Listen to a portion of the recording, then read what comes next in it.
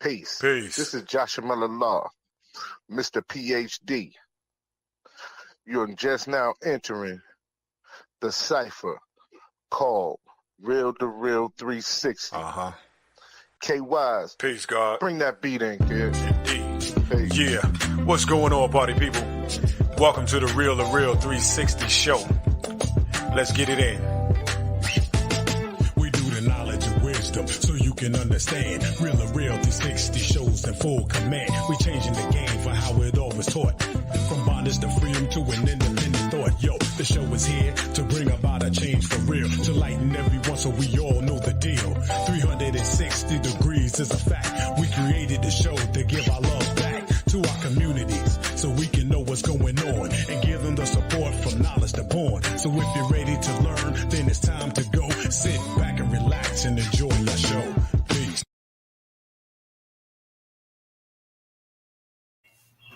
Peace and blessings. What's good, everybody? This is K. Wise Allah, aka Kato, the Black Superhero.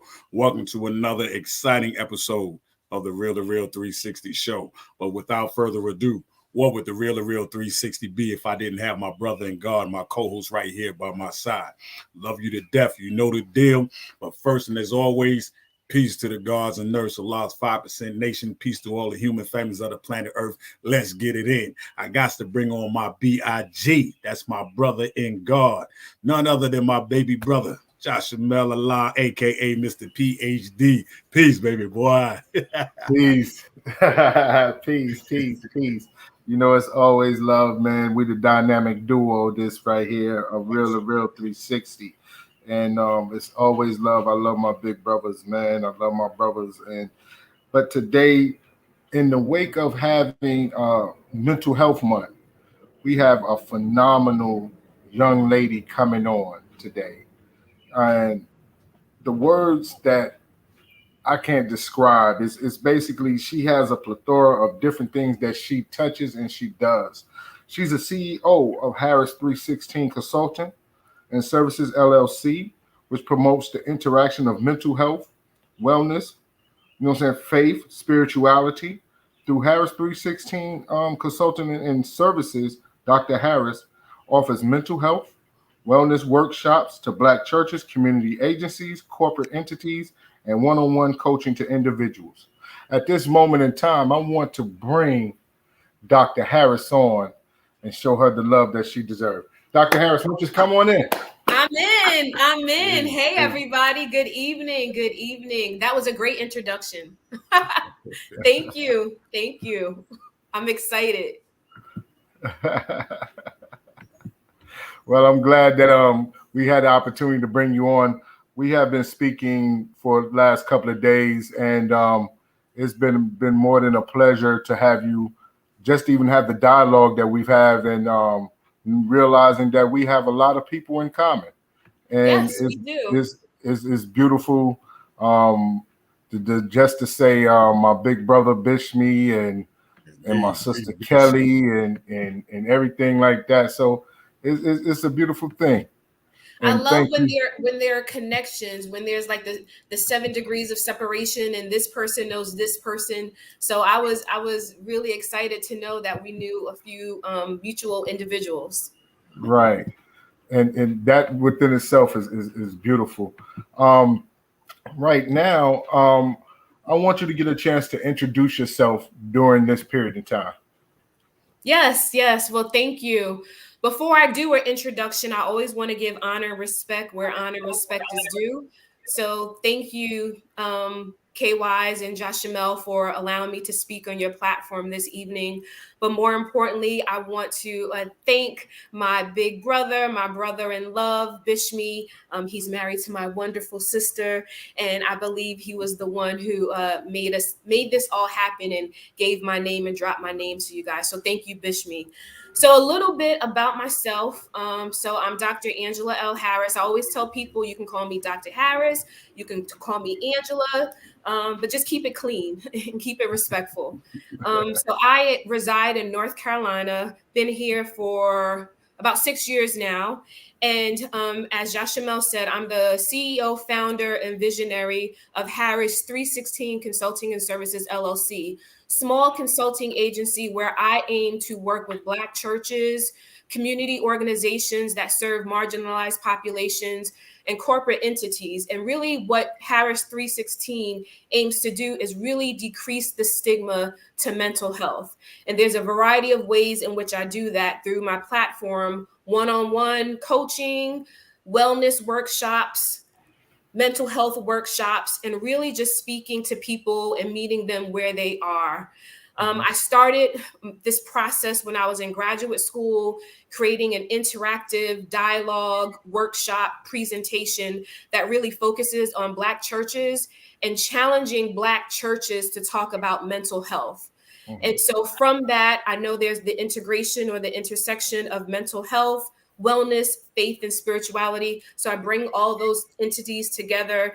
And really it's about making sure that people are leading and living abundantly healthy lives. I have a doctorate degree in clinical psychology. I worked as a school or a college psychologist at 3 college counseling centers. And maybe we'll get into this a little bit more, but because of the state of emergency we're in with mental health, I love the field of psychology. I love the field of mental health, but honestly, I got a little bit burnt out. And so I rerouted my career, and currently I'm the assistant dean of students at a small liberal arts college in North Carolina, where I still do the intersection of mental health, but I do it working with 18 to 21 years old in a higher education setting. So I'm not necessarily providing therapy, but because of my clinical background, I'm helping students feel better so that they can get that 4-year degree. So that's a little bit about me. May I ask exactly where about in North Carolina you at? I'm 20 miles outside Charlotte, North Carolina. So the way I like to say, if anyone is familiar with Steph Curry attended Davidson College, and I work at Davidson College. Okay, shout out to Davidson College. Absolutely. Dr. Harris, in your journey with mental health, and the things that we've been going through for the last 2 years, how have you been able to help your students cope with the pandemic and dealing with depression with trying to get their grades and graduate on time? Good question. Well, before I answer that question, I always want to make sure that I myself am representing what healthy mental health looks like. So when I do these talks, I'm not exempt from feeling nervous and feeling on. So I always spray my peppermint and lavender to center myself and calm myself down. I also have my hibiscus tea. So those are some of the ways in which I relax myself. But to answer your question, you know, every college student across America has had a really difficult time managing their mental health. And when I say we're in a state of emergency, I don't say that lightly. We are in a state of emergency. But when we think about college students, the way in which I've tried to support students, not only in Davidson, but as colleagues working in higher ed, we have been able to let students just feel what they feel, right? COVID wasn't anything easy for anyone to get through, yet alone 18 to 21 year olds. You had students who were ready to graduate. You had students who had internships.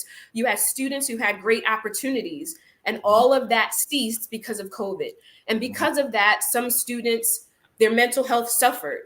And so at Davidson, one of the things that I did was just allow students to talk about how they felt with COVID, to let them know that they are not alone. And there are some students where they didn't have any mental health issues, but because of COVID, their mental health declined.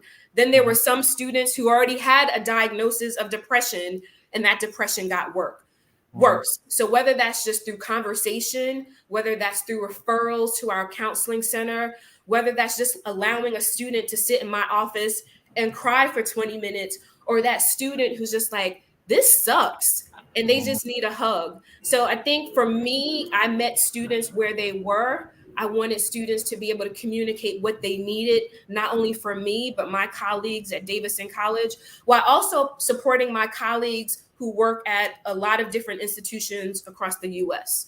So did a lot more, but I think, again, communicating, validating feelings, and when needed, referring students to the counseling center where they were able to speak with a licensed counselor to work on their depression.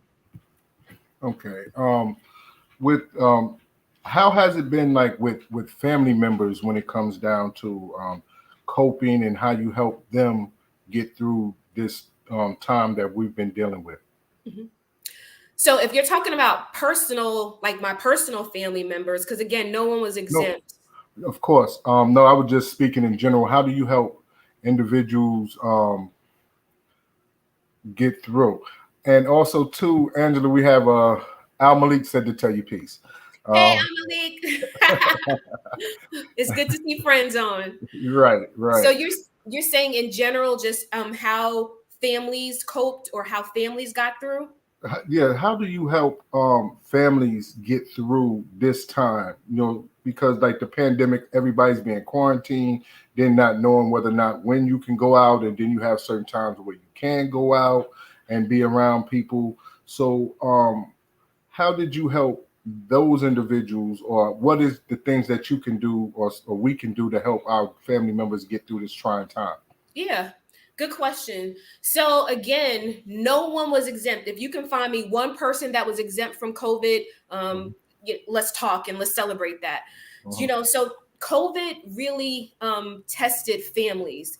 You had couples, whether they are partners, long life partners, or whether they were married. You had people who were now in each other's spaces for more than what they wanted to be in, right? Because we're used to the hustle and bustle of going to work and seeing your partner at the end of the day. But when everything shut down, we were forced to interact with one another. So you're starting to realize, wow, I actually sometimes don't like the way they snore, or I don't like their attitude, or I'm realizing that they're not helping me around the house, or now I'm having these kids that I have to figure out what to do with. So in regards to families, a lot of families made it through and they made it out on top. But honestly, there were a lot of couples and families that struggled. And when they struggled, they didn't really necessarily always know how to seek help. So those families that were maybe a little bit more savvy or more connected, they were able to maybe talk to a therapist and go from in-person therapy to telehealth. Or maybe they were able to get their child in to see someone, you know, and speak to someone, you know, over the computer. But for some families who were in neighborhoods where they didn't have those resources, those neighborhoods where the Wi-Fi was not working, or those families who simply said, I don't even have a laptop to do telehealth, it made it very difficult. So some of the things that I know that my colleagues that did who are in private practice, who are in group therapy practice, they were able to really, you know, whether it was exchange via email, whether it was resources being emailed or mailed to homes, whether it was, hey, again, just acknowledge how you feel. If you can just give voice to how you're feeling, this sucks, this hurts, I don't like this, I don't like being home all the time, these kids are driving me crazy. If we can just give voice to what we're feeling inside, sometimes that makes a difference. So there were a lot of families who got it right, but there were a lot of families who struggled. But now that we're coming out of the pandemic, people are now realizing, wow, maybe there was something that good that happened well. Now I'm able to communicate a little bit different and better with my spouse who I was locked up with 24/7. Now I'm able to relate to my child and communicate with my child, because before I would get off work and just cook dinner and go to bed. But now, because of COVID, I was able to sit down and communicate with my child. So I think there were some families where they used this opportunity to really say, how do I get to know my spouse again? How do I get to know my kids again? And now they're using those same tactics now that we're out of COVID to hopefully have it be something that they adopt in their family, especially when it comes to interpersonal connection and communication. Well, we have a comment from one of the viewers, Peaceful Existence, where she says that my son finished his last year of college virtually. It really got to him because he was used to being free in the world. He has been speaking to a therapist and is mentally doing much better. Yes, I am so happy to hear that because, again, working at a college campus, we're talking about 18 to 21-year-olds who believe that they are that they can manage it all. And so to hear that this young brother went to a therapist, acknowledged that they were not doing well. There's some graduation was canceled, prom was canceled. Again, people, when you go into college, you have these ideas and dreams of what your college experience is going to look like. You don't go into college thinking you can't graduate or you can't walk because there's a national pandemic. So think about not only this young brother, but all the students around the US who were not able to graduate. This Sunday at Davidson, or is it next Sunday? We're having a graduation ceremony for the class of 2020 because they were the class that got impacted by graduation. And so what Davidson College is doing is honoring that by allowing them to graduate in 2022 by honoring their graduation. But more importantly, students have a hard time asking for help, right? We already know adults have a hard time asking for help. But when we think about an 18, 19, 20, 21-year-old, it's hard to say, I can't sleep. It's hard to say, man, I'm smoking a lot to cope, and now I feel like I'm out of control. It takes a lot for someone to admit that they're having panic attacks or they're having nightmares or their palms are always sweaty because they're dealing with anxiety. So for that brother to speak to a counselor, to speak to a mental health professional, kudos, because I want more young adults and adults to do just that. So kudos to her son. Also, too, we have another question. It's from Dr. Jermaine Seydu Davis, my brother Bishmi's younger brother. Yes. He says, peace, what's up? And Dr. Angela, are there any signs to recognize someone who is not doing well? And if so, how do you suggest we intervene? This is such a good question. So depending on the situation, there could be a lot of things going on with the individual. And to me, it's not rocket science, right? When you see a cat stranded against the road, you see that cat looking disheveled, and maybe they're hopping on one leg, and maybe, there's pus oozing from the eye. You recognize that cat or that dog is in distress.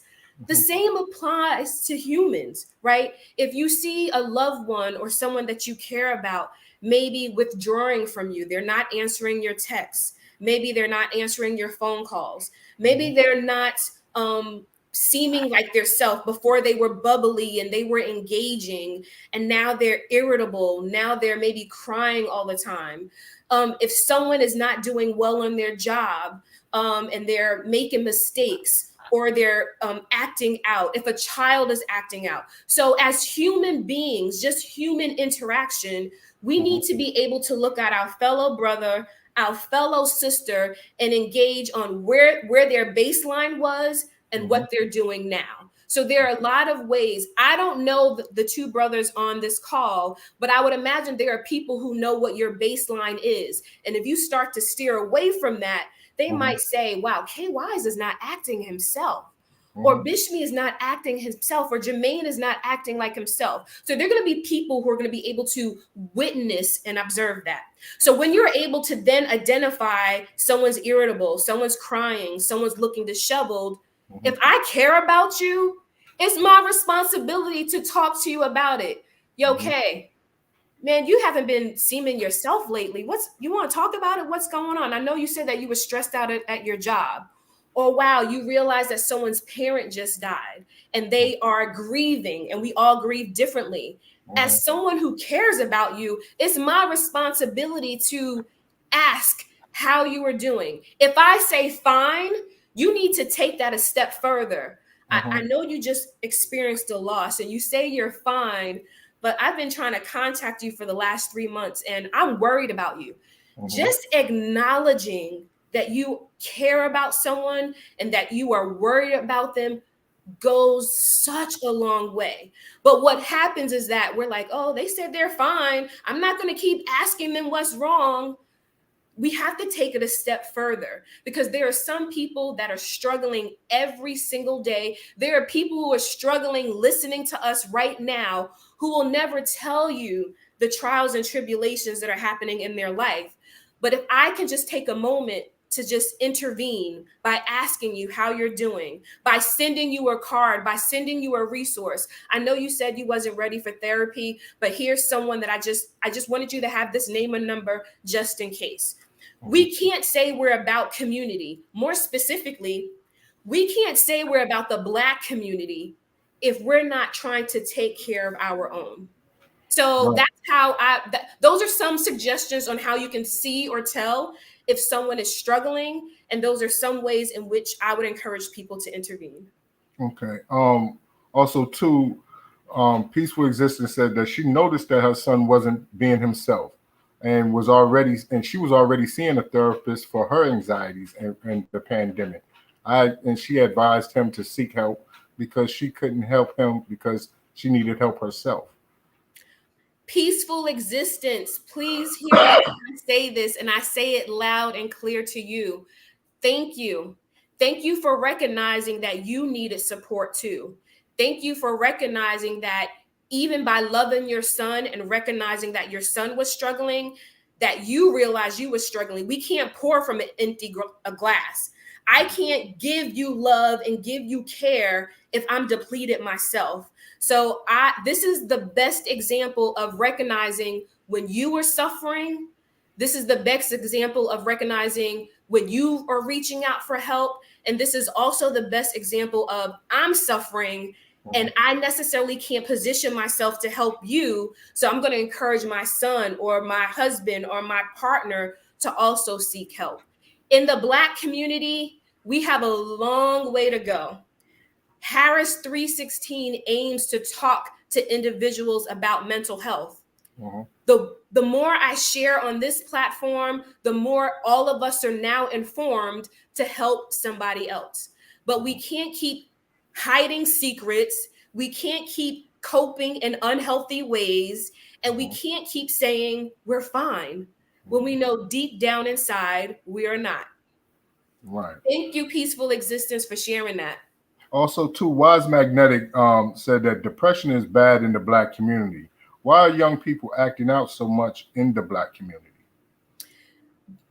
People one, I don't want to say it's the sign of the times, but this happened yesteryear, it's happening today, and it will happen tomorrow, right? There are just some individuals who are not equipped always to tap into how do I cope with this situation, right? So if you take an example, a young Black male who is in a community where he does not feel supported, that same Black male who is not connected with their family and maybe they're feeling neglected by a mom or a dad, that same Black male who's getting pulled to do bad things in their community to make fast money, that Black male is going to act out because one, he doesn't believe and feel that he is wanted, he is recognized, he is seen, he is loved. When you don't have the basic needs, you act out, right? It's funny how people are like, I'm fostering this little Black boy and this little Black girl, and they're just acting out. Why are they so bad? You know why? Because they've been through 20 foster homes, right? Or this Black male who's an adult who does not know how to communicate to his spouse or communicate with his children. Why? Because mom said, little Black boys don't cry, man up and get it together. Right. So when you are given those messages, you might act out because you have not learned the proper way to regulate your emotions. As a Black male, because we're talking about us, right? It is not always hard for some, not all, to communicate, right? Because to know that you feel like you can't cry, that's a lot of pressure. So back to the question, young people are acting out because unfortunately there are a lot of young people who are misguided. They don't have direction. And of course, we do have the young people who have been given everything, right? They have born with a gold spoon in their mouth and they may still act up. So it just depends on the circumstances, the DNA and the makeup of that individual, and of course the environment. And right here, I just, again, with Peaceful Existence, I want to salute her because, of course, you know, we know that she grew up on a block with people in the neighborhood saying that if you go to a therapist, you're crazy. And I applaud her by throwing that stigma out the window and looking for help for herself. And also, too, I have a question, like, how do you deal with people who the pandemic has planted fear in, where they get nervous to go around people when they bring their anxieties out? And because that's what the pandemic actually did to a lot of us in our Black community, where we were scared to go amongst people. So how do you deal with family members who go through that, and how do you help them, you know what I'm saying, overcome that? Mm-hmm. Good question. And so I can attest to that, because I was one of those, like, I don't want to get sick. I don't want to get sick. Right. But again, it's about validating those feelings, right?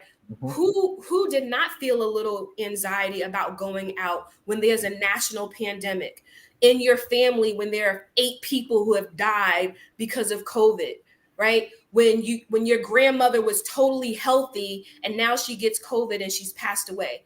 That's going to bring anxiety. So again, it's about acknowledging that we were in or still in a pandemic, right? We can't dismiss that, while also acknowledging and validating those feelings. Wow, I feel a little anxious. I don't want to go around anyone. Now, there's a difference between clinical anxiety and then just feeling the normal pressure of what's happening around you. Right. As we are moving out of the pandemic, you have to determine your comfort level. If you want to still wear gloves and sanitize every minute and wear a double mask, do you? Because if that's going to balance your mental health, if that's going to balance your anxiety, I empower and encourage people to do what's in their best interest. But I also need you to challenge yourself. So if you are double masking, maybe you challenge yourself by wearing one mask. Or you challenge yourself by saying, I'm not going to be with 20 people, but I'll put my big toe out there and I'll be with 3 people. If you don't challenge yourself and push yourself past that anxiety, you then can create a situation where it becomes clinical and you're not going outside at all. And then you're developing agoraphobia, which means you have a fear of going outside, right? Or fear of being, out in public.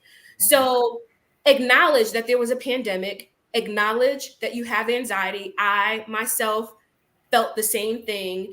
And a little by little, started engaging in the world. So those would be my tips of how to re-engage.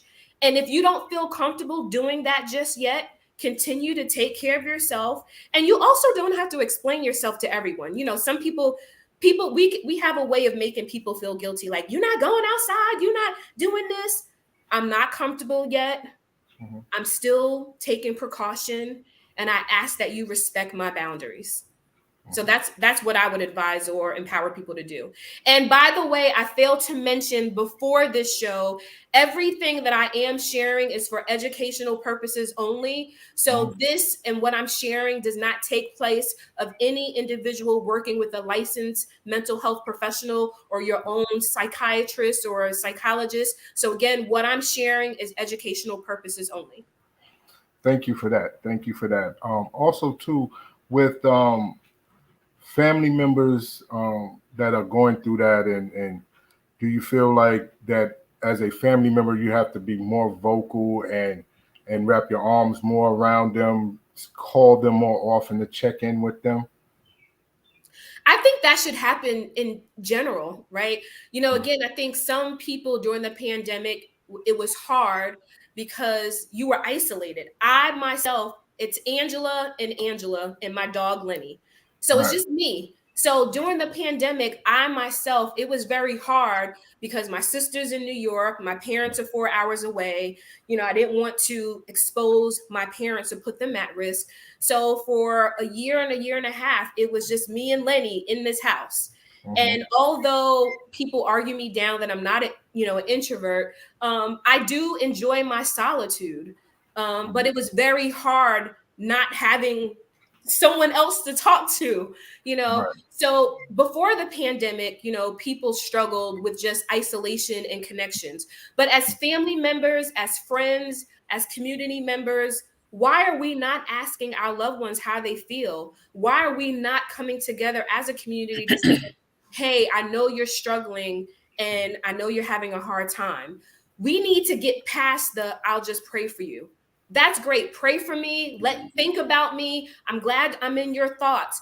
But when I call you, I need you to be available to maybe talk things out with me. I may need you to just sit on the phone while I cry or while I vent. So we need to get past the little cliches of like, I'm always here for you if you need me. I need you now. And I need you to make yourself present because I'm struggling. So again, family members, community members, friends, we need to do a lot more to engage people that we know may need a little bit more support. Okay. Let me interject real quick. Two quick things. One, I just got a call and text in from my big brother Bishmi. He wants to say, I appreciate you, the love for my wonderful sister-in-law and my righteous brothers. Always here to support them in any way possible. Peace. And also, peace, brother, big Bishmi, man, without a doubt. Hey, brother in love. Greatest, one of the greatest, yes. Also, if you want to call in, we're getting lots of great comments and from everybody there. If you want to call in, the numbers flashing across you at the bottom of the screen. I itemize it again, 336-807-9299. 336-807-9299. I'm on dial. I'm waiting. All right. Call in. And these are great questions, by the way. So please keep the questions coming.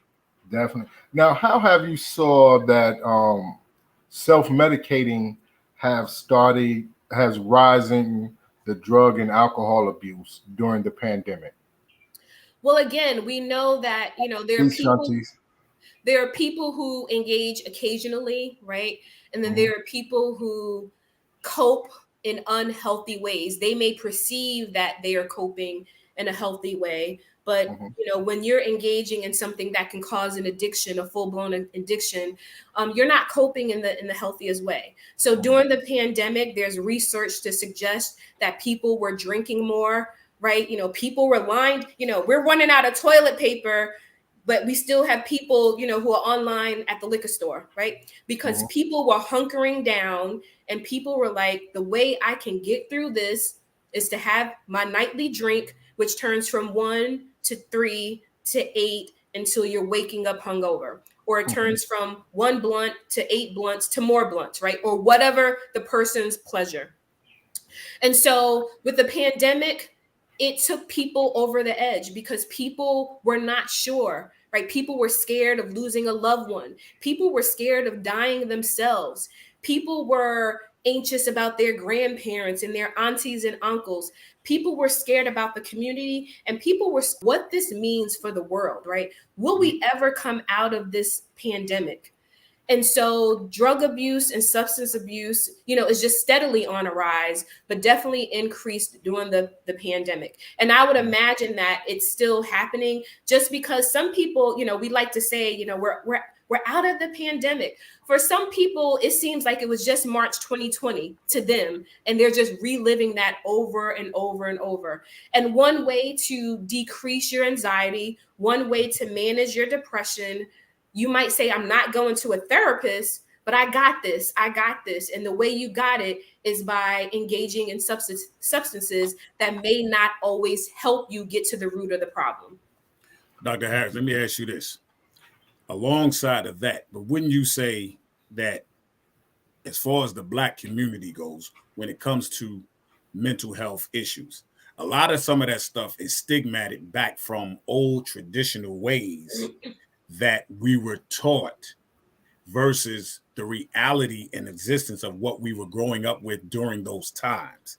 So tradition carries a lot of weight when it comes to mental issues versus, hey, there's a way of getting help if you do this, because we push away from wanting to go to the doctors. We push away from wanting to hear certain things that can help us.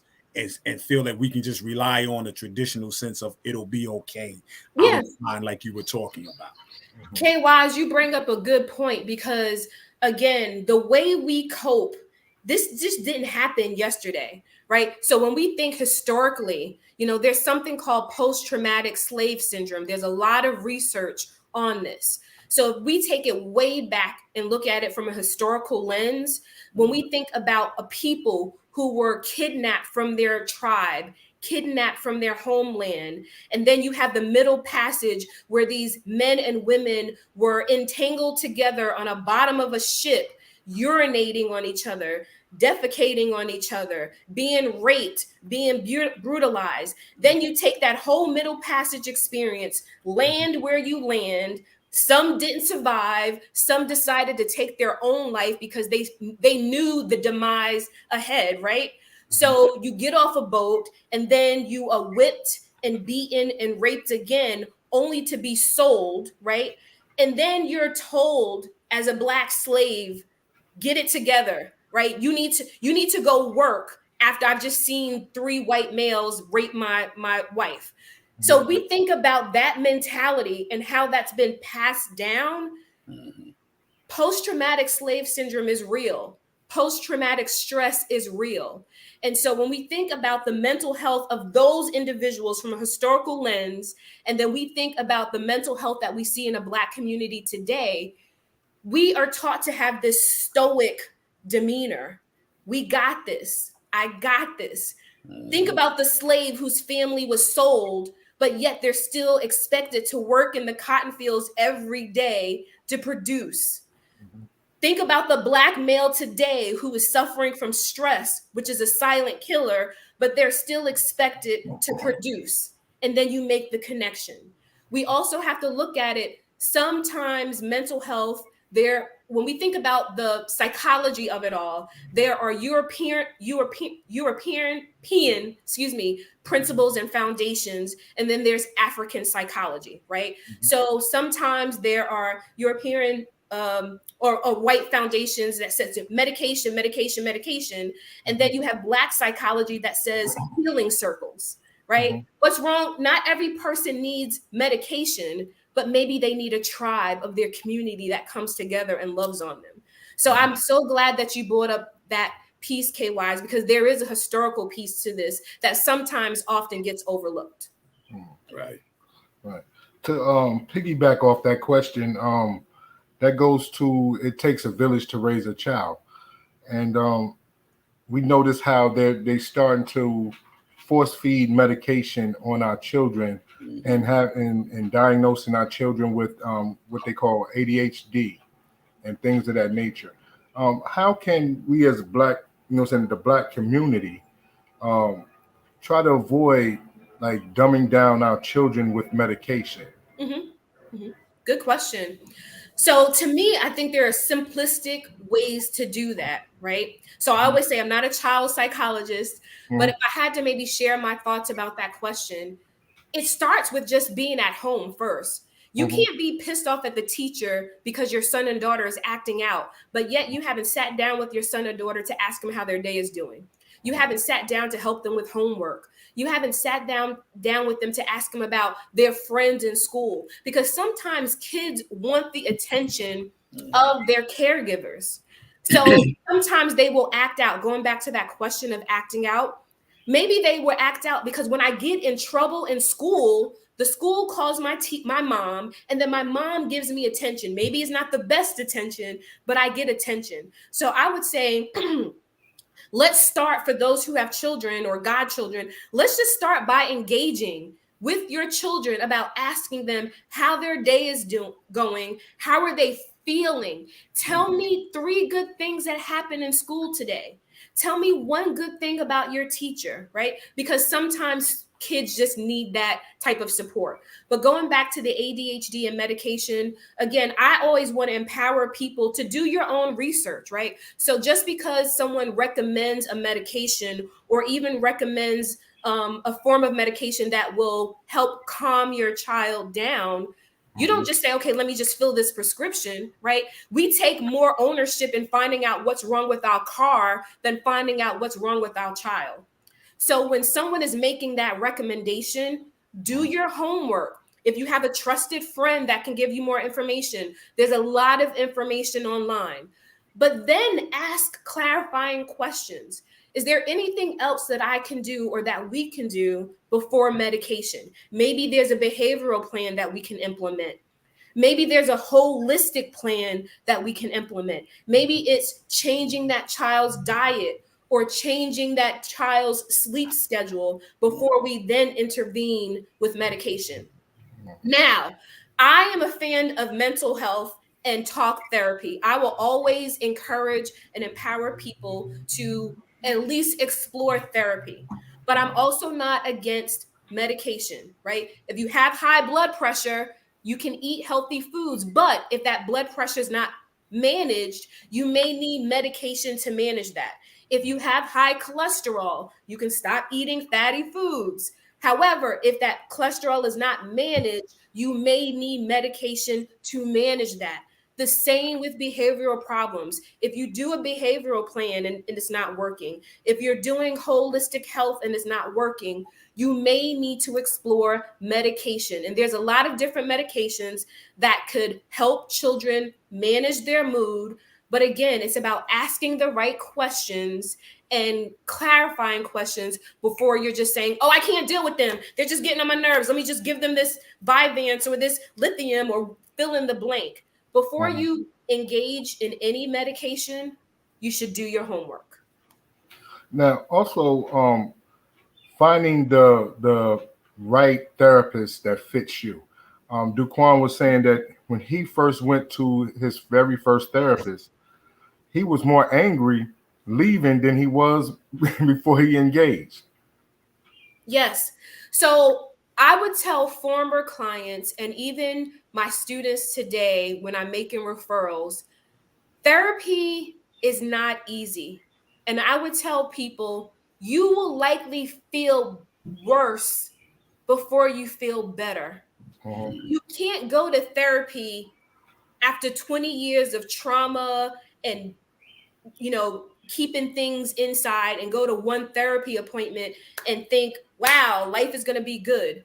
You will likely feel worse before you feel better. Why? Because you're uncovering and unpeeling the layer. You're uncovering and unpeeling all the stuff that you didn't tell nobody about. You're uncovering the trauma. You're uncovering the shame and the guilt and the embarrassment and the sexual assault. And when you were in prison, you're uncovering all of that. And when you start really uncovering that, it doesn't feel good. It doesn't feel good. However, you have to stick with it. If I'm trying to lose weight, which I am, I can't just do a 5-mile walk and think I'm good. I have to stick with it. So with therapy, yes, you may feel angry. You may feel annoyed. You may feel it's stupid to just talk to someone. You may feel like, why am I always crying? You may even feel like it's not working. But what you were doing before that hasn't been working either.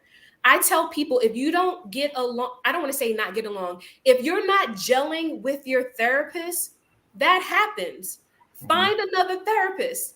I have students who say, oh, Dean Harris, I didn't like this therapist. There are 6 other therapists that you can go to. So just like you go to a car lot and you're like, oh, I'm not really feeling that car. Well, there's 200 other cars on that car lot that you may test drive or like. We have to apply those same principles when it comes to our mental health and wellness. So I say for those who are looking for a therapist, you can always go to psychologytoday.com and you can search. It takes a little bit of homework, but you can go in and say, I want a male. I want a Black male. I want a male who deals with this type of issue. This takes my insurance. It's going to take some homework for you to do, but you can go to psychologytoday.com and there are a plethora of psychologists who are there to serve and support you. But don't just give up by one appointment or one therapist. Now, if you just don't gel, find another therapist because that happens. When I was in practice, my style is very direct. I definitely come from a place of compassion and respect, and interpersonally, I want to connect with you. But there are some people who sat in that chair across from me and they wanted me to fix the problem. As a therapist, that's not my job. My job is to help you see what you can do differently.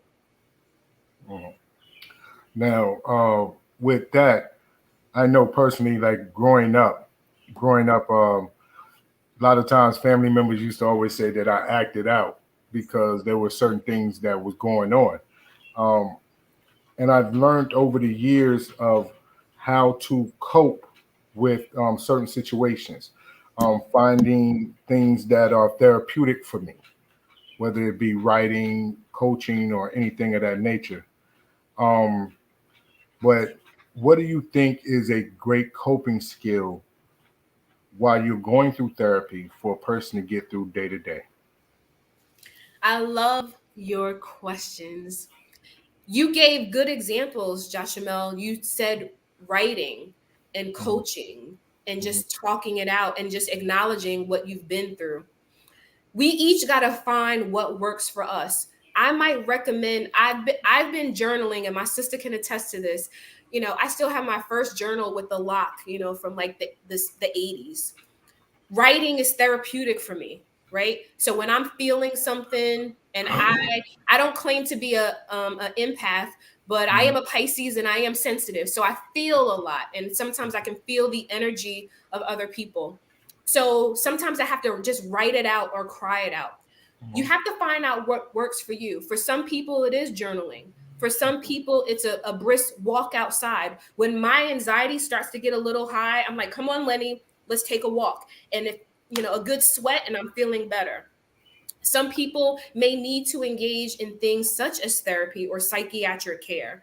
Some people may need to engage in spiritual principles or faith-based tenets to help them feel better. So one thing doesn't work for everybody, but we all have done that one thing healthy, because I want to stress that. Everyone has that healthy thing that has gotten them through a trial or tribulation. That is likely to work again in future trials or tribulations. So if it has worked, if a good run works out for you, run. If you need to just go out in the backyard, yell. If you need to say, hey, I need an emergency appointment with my therapist, you create that. If you need to just go to Dollar Tree and buy you a nice little notebook with some colorful pens, you do that. If it's music, music is also very therapeutic for me. Every morning, if I'm not listening to a podcast that actually brings life to me, I'm listening to music, whether that's jazz, whether that's gospel, whether that's fill in the blank. So find what works for you, because journaling and writing may not work for KYs, right? But maybe music does. So we have to respect those things that work for individuals while also saying, like, maybe you should try this. Because sometimes people don't know, Joshamel. Some people don't know what they can do to just feel better. So sometimes offering suggestions is helpful too. We have Can a I question. interject real quick, Jack? Hold on real quick. Dr. Angela, earlier we had Wise Magnetic talk about how therapy is very expensive. Could you let her know that there are some that may be expensive, but there are some alternatives to the expensive side of therapy as well? Yes. And so I would be remiss if I didn't say that not everybody can afford therapy, right? We throw out like, just go to a therapist, just go to a therapist. Depending on the area and what you're going for, a 45-minute session can be $250, $300. And if you don't have insurance, you're like, listen, I'm just going to keep talking to my homegirl on the phone and maybe I'll feel better, right? So you have to be your best advocate. So whether that's you advocating for yourself, you're working with your doctor. There are therapists who will do some pro bono work. There's some therapists who will give you or offer you a sliding fee or sliding scale. If you don't ask, you don't get. The only thing you can do is say, hey, doctor such and such or counselor such and such, I can't afford $250. Are you willing to work with me? Every therapist should be giving back to their community or giving back to the field. So there are opportunities to see a therapist that may meet your needs. I was trained as a group therapist, meaning you sit in a group with other individuals who are having some challenges. And sometimes group therapy can be cheaper than individual therapy. That might not sound appealing, especially if you're like, I don't even want to tell one therapist my business, yet alone be in group therapy. But there's power in group therapy, let me tell you. But K-Wise, you are right. Therapy can be very expensive, but don't give up. You got to be your best advocate. There are community agencies sometimes who will say these doctors are taking clients for this fee. There's a lot of good information on Instagram. Black Men Heal, therapy for Black girls. So there's a lot of good information to find therapists who will work with people who may not be able to, if they don't have insurance or can do full pay. Good question. We have another question too, Javi. You read that question? Also, too, how do you know that you're dealing with depression or any other mental illness? This comes from Artina Ashbrook. Good question, Artina. So when you're going through it, you may not always know, right? We don't wake up and say, some people may wake up and say, I'm depressed, but it goes back to that baseline, right? If you are just feeling off, if you are not sleeping well, but you used to sleep good all the time, if you're having nightmares, but you never had nightmares before, if you're drinking a little bit more than you used to, if you're gaining weight or losing weight. So you actually have to know where you were or what your baseline is, and then recognize those differences. I always tell people, if something is off, talk about it. And at least the first start is to maybe see your primary healthcare doctor, because they will then do an assessment or a test to be able to ask you some questions to be able to see, are you clinically depressed or are you just down because your dog died or your grandmother died? There are normal responses to life, right? Everyone is not depressed, but there are a lot of people who feel down and feel sad. Everybody doesn't have bipolar, but sometimes depending on your life, it could be a little erratic sometime or chaotic sometime. The best advice or counsel I can give you is that if you are just feeling off and not yourself, because you have to be able to center yourself and find it in here. Other people may be able to observe and share with you what they're seeing or hearing, but you yourself may need to tap in. And then I would say, talk to your primary doctor who can do further assessment to rule out or rule in what's going on with you. Doc, when during the pandemic, a lot of us lost a lot of friends, a lot of family members, and we were dealing with grief on top of depression. How were we able to get some form of normalcy back after we've lost a lot of people during this short period of time? Yeah. Well, I always want to acknowledge that we all deal with grief differently, right? There's 5 stages to grief, and they're fluid, right? We will go, it's not like you must go through 1 and then go through 5. Like, it's fluid. You can go through those stages of grief at different times or different points in your life. And so how I grieve may be very different than the two of you grieving, right? None of us should be telling people, get over it. Because sometimes we can do that. Like, man, your grandmother died 2 years ago. You still tripping? Honor where people are, right? So with the pandemic, we lost a lot of people. I lost my grandmother, not because of COVID, but she died during that period. And even my grandfather passed away. And it was hard. And then if you couple that with maybe people who did pass away from COVID, or maybe you got evicted because you couldn't pay your bills, we went through a lot. We went through a lot. And we are still grieving the loss of not only people, but jobs and our homes, because we just could not manage it all. So again, I sound like a broken record, but we have to validate people's feelings. But one way to get through grief is just to honor those stages of grief, feeling depressed, feeling as if it's your fault or you should have done something differently. Those stages, even if you just read through them and you can find them online, it will inform you. And you're like, oh, that's why I'm feeling this way. there's an answer to why we engage in the world the way we do. So I say just honor the grief, while also empowering yourself and challenging yourself that tomorrow is a different day. Where we are in this second, right now in this millisecond, we can change the next second, right? So just honoring where you are, acknowledging your feelings, and recognizing that you yourself can do something different tomorrow or next week or next month. Recognizing that where we are today, we will be somewhere different maybe next year. That's great. That's great. Beautiful. But Dr. Harris, it's an hour goes by fast, and I know you being a therapist, you be looking for that hour to end. But at this moment in time, I know Kay wants to put up your contact information, so any individual who wants to reach out and have a conversation with you, or email with you, or even speak with you further about what we talked about today, he wants to put that contact information up. In Kay, if you don't mind, go ahead on and put that up for her. Yes, And Joshua, while that's happening, again, I want to acknowledge that May is Mental Health Awareness Month. And so there's a lot of information out there about just how to engage in mental health. What is mental health? How do you know when it's declining? So just take a look at all the, things that are happening around you, whether that's something in your community. You can also follow me on Instagram, where I also am highlighting different things for mental health. But again, this is Mental Health Awareness Month. We also have Minority Mental Health Awareness Month that comes up in 2 months in June. And so I just want to honor that. And I want to, I want to say one thing that we didn't talk about, which is suicide in the Black community, which is also on a rise.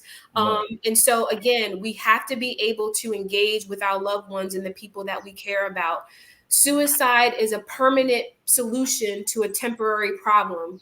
There are many people who believe that what they're going through, they rather be 6 feet under than to go through it another minute. We have Regina King, her son, a Black male, vibrant, had pretty much the world at his fingertips, took his own life. And so we have our young Black boys and girls who are deciding that that option is better than maybe going to a parent or a friend or a school teacher to say that I'm struggling. So if you yourself are struggling with thoughts of suicide, please call the national hotline. There are counselors available to speak with you. And I just wanted to make sure that I mentioned that. That's great, because behind the scenes, me and my co-hosts have been discussing some things, and we would love for you to come back and do a part 2. Absolutely. But also too, I think that it would be nice if you could come back on once a month to check in, to make sure that I haven't killed KYs. I haven't killed KYs because of my mental health issues that I'm having with him. He has what's called bully colonoscopy. But yes, I would love to bring you back for a part 2, and if your schedule permits, at least once a month, so we can make sure that the fans and the followers and the listeners are making sure that they're doing what they need to do to cope and deal with their mental health. So at this point in time, we extend that olive branch to you. Well, I accept that olive branch. And again, if no one can tell, I'm very passionate about the work that I do. So many of us are suffering and we don't have to. I have a t-shirt by my dear friend, Dr. Earl Turner. He's a Black psychologist out of Los Angeles, Black, educated, and mentally well. And we can live that life. We can be mentally well. We know that problems happen. But if we can find the right support systems, the right coping strategies, we don't have to live a life of suffering. So I accept that olive branch. Thank you. Also, too, Dr. Harris, can you please plug your podcast so individuals can go and listen to your podcast? Oh, yeah. Okay, well, my podcast is a little branching off from mental health. Thank you, Josh Jamel. I do, and again, I think K Wise will put my information in regards to mental health. You can find me at Harris 316 Consulting and Services on Instagram, which is where I'm most active. You can also find me at Harris 316 Consulting and Services LLC.com, where you will find more mental health information, or you yourself can work with me and we can have a partnership. My podcast has nothing really to do with mental health, but I honor African-American Black women who either are child-free by choice or child-free by circumstance, meaning they have medical issues. And there are a lot of women who have opted out of motherhood for whatever reason. So I have interviewed women on my podcast who share their narratives and their stories. And it's been interesting to hear their stories. So my podcast is at No Bibs, Burps, Bottles. You can find it on Spotify. And again, I talk a little bit about mental health because when people are getting pressure to have children, you can feel a little bit stressed out by your mom who wants grandchildren. But these Black women share their stories and their testimonies. And it's been a pleasure talking to them and interviewing them. Thank you. No problem. No problem. So, Mighty K Wise, at this moment in time, could you please put up the contact information and segue us out, Lord? All right. Once again, if you look down at the bottom, it's rolling and scrolling along. You can reach Dr. Angela L. Harris right here, right down there. And for everybody that wants her to come back, please keep hitting us up because the reviews have been wonderful, excellent. The advice that you have been hearing has been superb. Dr. Angela Harris, we love you. We appreciate you. And again, as I said in the beginning, before we started the show, you have a home right here. I ain't gonna say a home away from home. You got a home right here at Real to Real 360. Peace to Quan. Peace to everybody that made their comments and showed their love and spread it. The deal is emotions. Allow yourself to live and breathe and become free from suppressing your own demons. Let them out. Let them go. I know you got stuff, John. Go ahead, God. No, I just wanted to say peace to Peaceful Existence, which is my first cousin. Absolutely. You know what I'm saying? She's like my big sister. I love you to death. And we are each other's healing circle where when we go through things, we call each other. So I love my big cousin, and thank you for tuning in.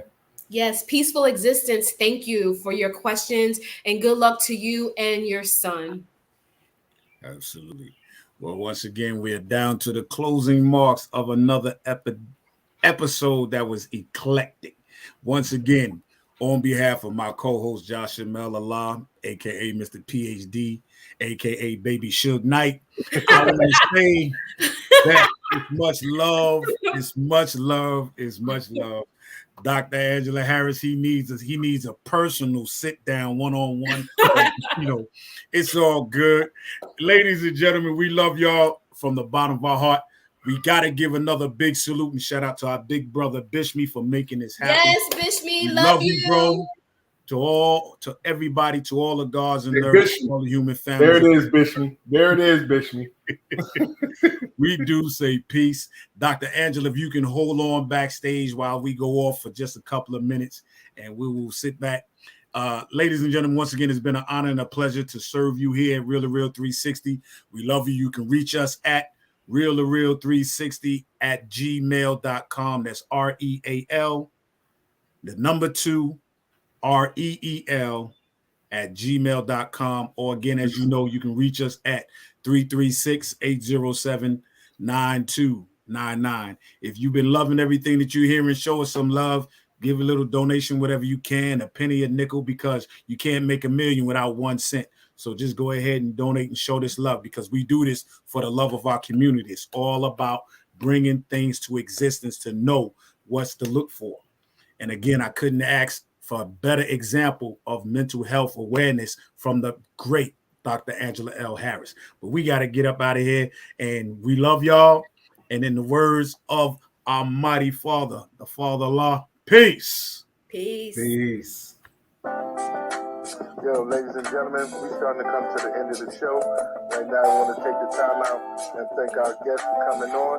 Also, too, I want to make sure that y'all listening and subscribing, and tell a friend and keep sharing, because we're going to keep bringing content. You know what I mean? So, DJ K-Wise, my brother, take us up out of here, son. Peace. I want to give a big shout out to the niggas with dogs and nurses, to all the human families on the planet Earth. I say peace. But you are subscribed to those who continue to watch and listen to the show each and every time we come on. I give a big shout out of love, peace, and happiness. To be the man, woman, and child of the you and I first. It's time for us to disperse. We bring the best, not the worst. We thank you once again for tuning in to the real 360. Bring a friend to hit that like and subscribe, so we continue to grow to bring more knowledge and wisdom to you. Upon our show, you make it possible for us to do what we do. Now it's time I end it just the way I bring it. Hey!